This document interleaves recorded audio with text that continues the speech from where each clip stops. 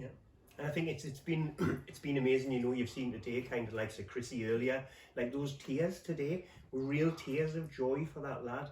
You heard Jimmy earlier on, who was saying that he spent his life being told that he's not good at anything. And within this project, what we've been doing is saying, you are good at stuff. You've got a street degree. You've got a lived experience that nobody wants. So how do we turn that around in a really positive way? You know, like I sit here as somebody who was a drug user, who was addicted to the drugs that were the lives of the people who were saving. I was an opiate user. I was somebody who had my life reversed, my life saved in hospitals on countless occasions, you know. So when you have that kind of 10 or 15 years of life experience and we can find a way of doing something absolutely positive with it, it's an absolute no-brainer. So for me, whilst the guys go out and save lives of their friends in the community, their lives are being saved in here now. Do you know what I mean? Nice people take drugs.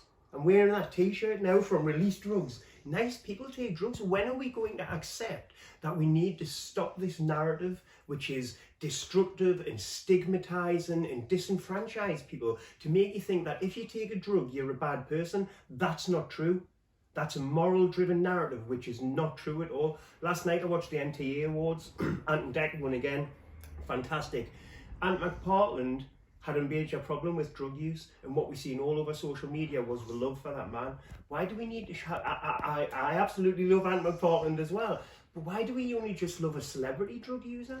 Why haven't we got compassion? Why don't our hearts bleed when we see the people on our streets, you know, who absolutely need our support? Well, this is what this project's about. We don't shy away from those people. We move towards those people. We put our arms around them. We tell them we love them. We care about you. Your life is worth something. And if you need help and support, like Gary said, then the peers will make those a telephone call into our action and say, "Hi, is there an appointment available? Can we bring this person up?" You know, for me, right, it's an absolute, like, honour and privilege to be able to work with guys like Chrissy and Jimmy and all the other people who you've met today, to actually see that in 10 weeks, 12 weeks, few hours that we spend together each week, these are different people now. So I don't know, you know, all credit to what's the new brand now? We Are With You. All credit to We Are With You. All credit to Ad Action as it was.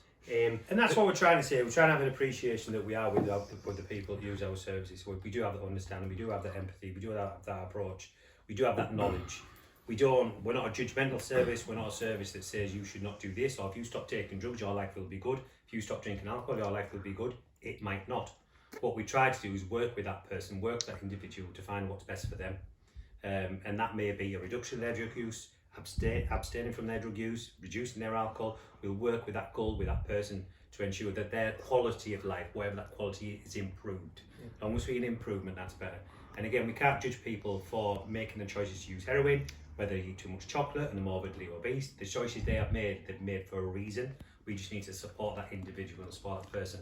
And George is right, and McPartland, as well as many other celebrities, go through difficulties as well. This is just not set for a certain proportion of the community. You know, this is disproportionately wide. Doesn't matter how much money you've got in the bank. Anyone can go through a difficulty with dependency, and it can be quite complex. So to unravel that complexity, services like this hopefully will support that individual. But it's not as clear as cut as I use heroin, therefore I'm a bad person. That's got nothing to do with it. We look at the reasons why a person might use heroin. And what we need to do, as well as the talk in the Naloxone programme, is ultimately about saving lives. Let's save the life, then let's try and work with that person and turn that around. Absolutely.